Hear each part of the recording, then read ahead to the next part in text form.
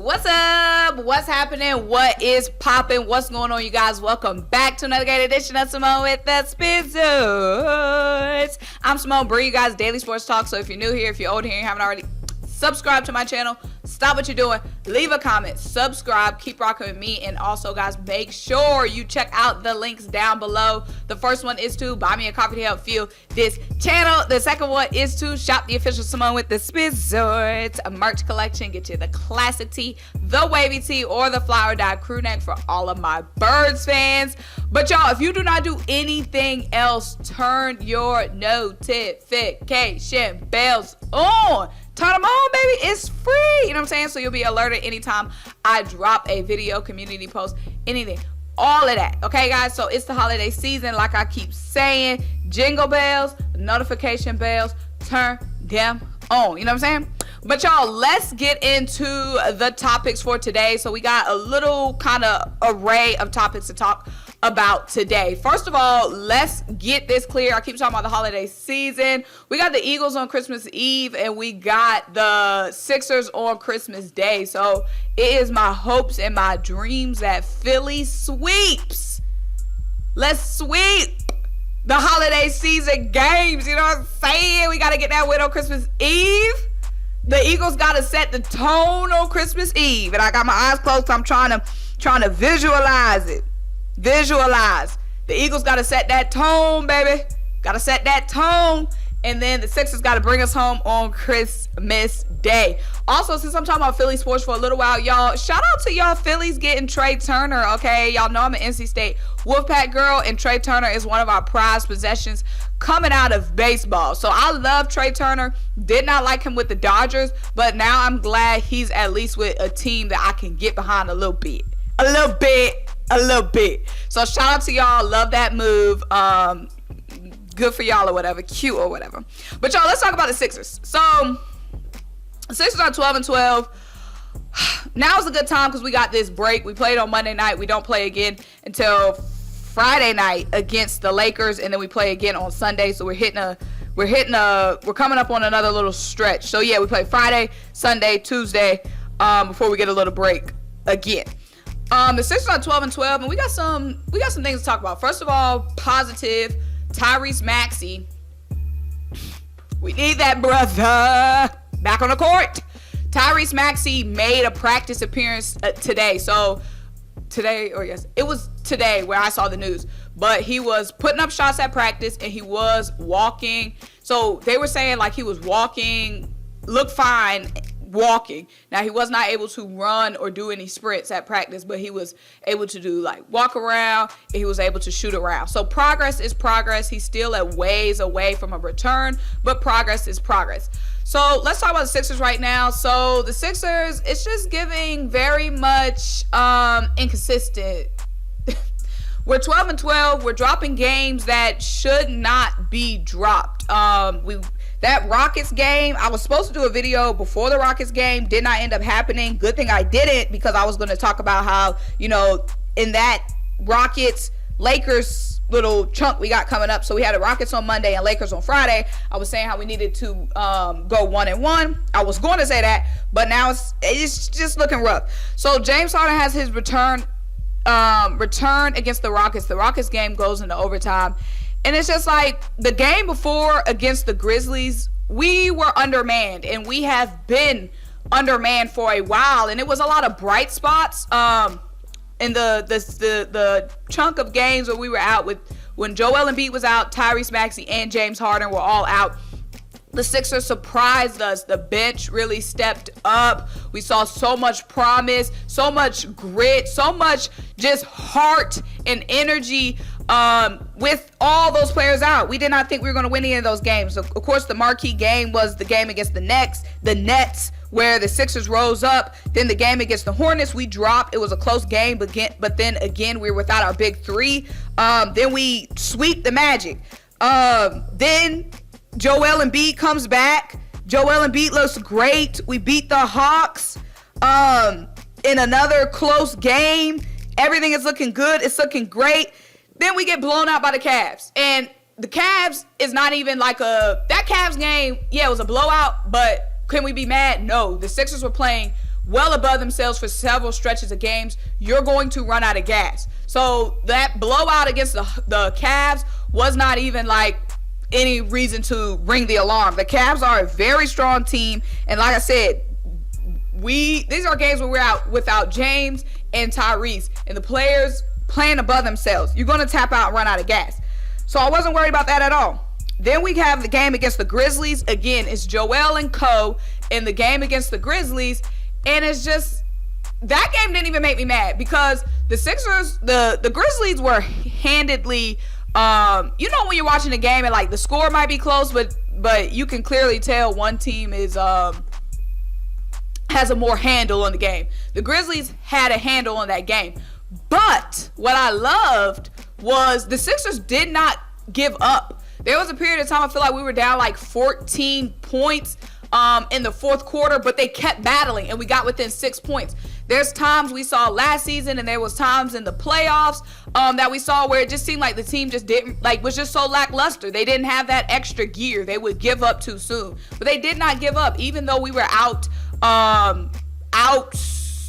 talented in the Grizzlies game, they still fought to the very end. And I was like, that's a great sign.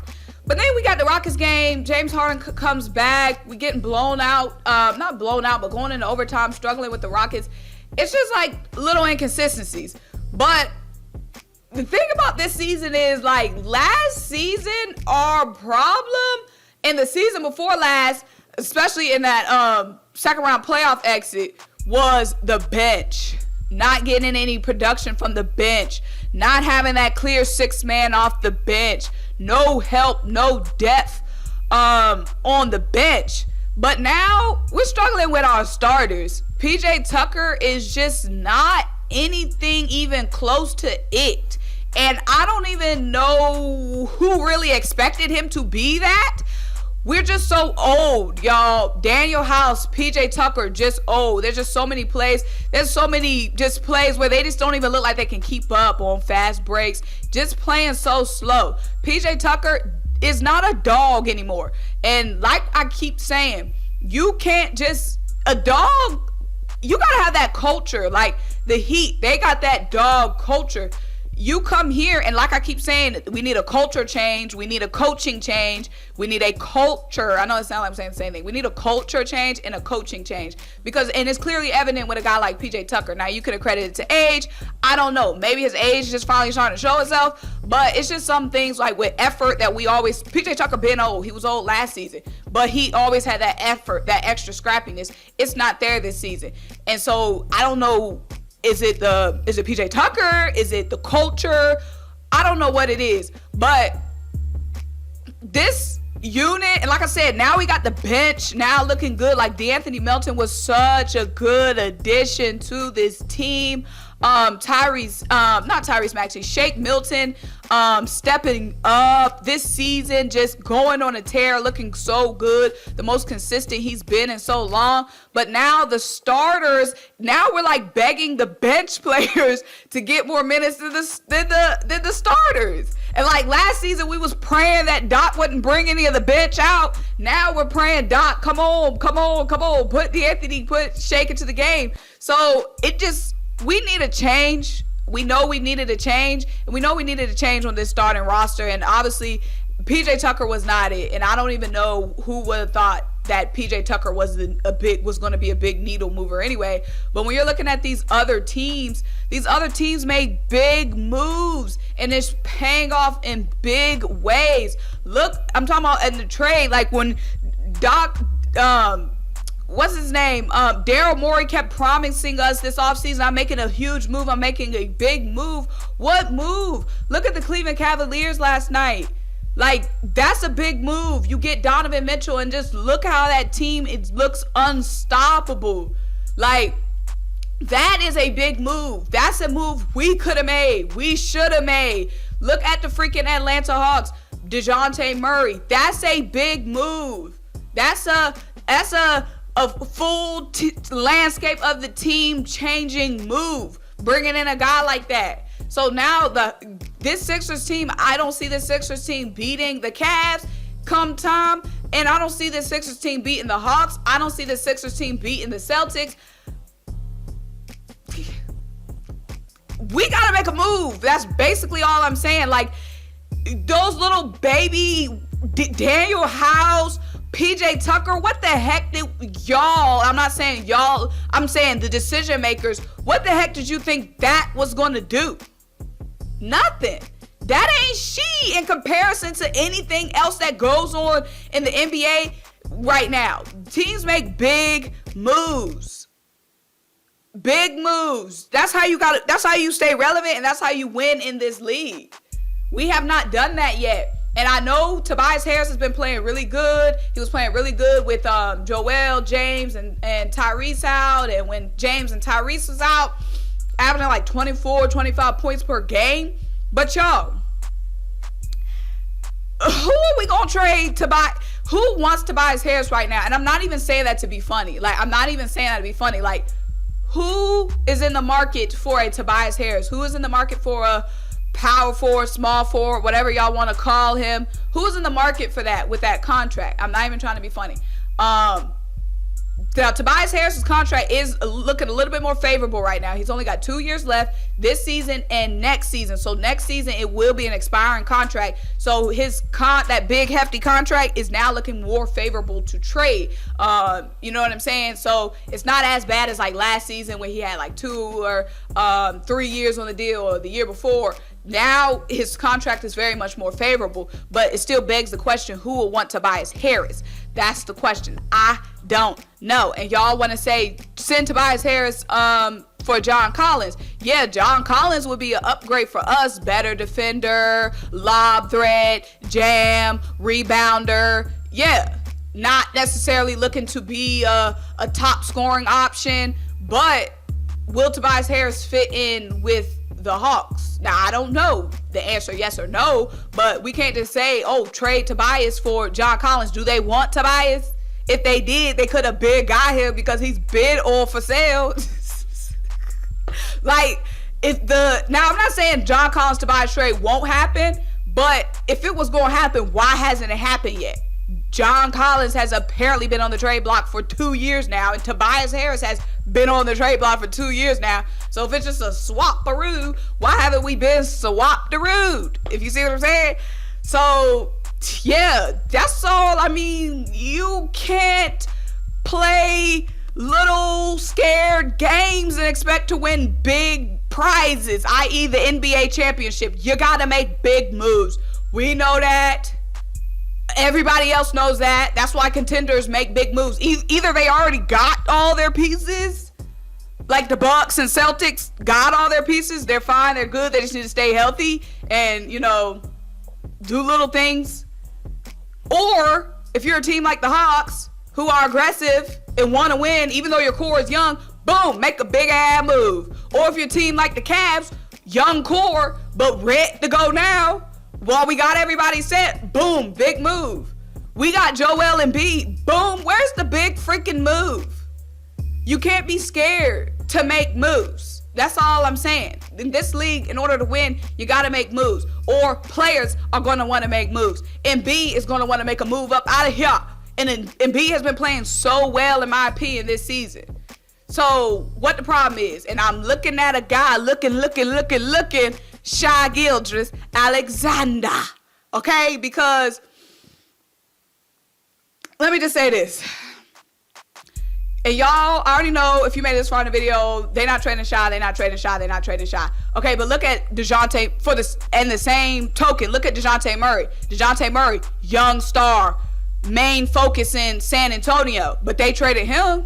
Like, what's the difference between DeJounte Murray's situation in San Antonio and Shai Gilgeous-Alexander's situation in Oklahoma City? Young guy, best player, lead guy, city loves him, fans love him, core piece. What's the difference? The Spurs let DeJounte go. We ain't winning, G. Bye. Go do you. Win something. Have fun. All good. Love, bro. What's the difference? OKC could be doing the same thing with Shai. Shai been over there balling out and wilting away over there at OKC. And in a perfect world, now I don't know what it would take to get Shai, and I'm not saying it necessarily has to be Shai we get, but when we're looking around at players that could potentially, big players that could potentially be moved, the pickings are getting slim They already got DeJounte. They already got, what's his name? Donovan Mitchell already got moved. Nobody else seems like they have somebody that could get moved. The Pelicans playing good. Can't go pick off nobody over there. All signs is pointing to Shai Gilgeous-Alexander. Off the top of my head, he's the only lone star wilting away on a bottom feeding team, basically. And I don't know how or what, but I'm just saying, you can agree with me, you can disagree with me, but the facts are, at the end of the day, this roster is a first or second round exit. We know that. We have not changed anything, but we expect change, but we keep putting out the same sheet, but expecting change. Now, come on, y'all. I can come on here and talk and rap and do whatever I want to and say whatever I want. At the end of the day, we need a big move, okay? And that's all I got to say. I'm not wasting my breath on Doc Rivers anymore. I've talked about him several times. I'm not wasting my breath because I honestly do not feel like Doc Rivers will get fired. Like I keep saying, and if he does get fired, it will not be a mid-season fire. The league loves Doc Rivers. Why? I do not know, but he has a chokehold on the league. It would not be a mid-season fire. So there's no reason to be talking about Doc Rivers until at least the end of the season. They might agree to mutually part ways or whatever, but there's just absolutely no way Doc Rivers gets fired mid-season. I just don't see it. I don't. And honestly, I'm not gonna say that won't be the most productive thing, but I don't see that happening. I don't. But y'all, let me know what you think. Let's talk about these upcoming games. We have the Lakers on Friday. The Lakers, Anthony Davis, left the game last night with flu-like symptoms, and he will not play tonight, Wednesday night. Don't know if he'll be playing on Friday, but it's flu-like symptoms, they're saying. That can go away, or it could linger. It could be a long flu. I don't know. But the Lakers been playing good. They played inspired basketball last night when AD went out and still took that game to the end, pretty much the end, with the Cavs, even with AD out. So, who knows? Then we got the Hornets on Sunday, the Kings on Tuesday, the Warriors and Raptors. So an interesting little stretch. But y'all, let me know how you're feeling, what you're thinking right now. What players do we need to bring in? Like this video, leave a comment, subscribe, keep rocking with me, check out links down below. Buy me the coffee, help fuel this channel. Shop the official Symone the Sports merch collection. Until I'll talk to you guys next time. Bye.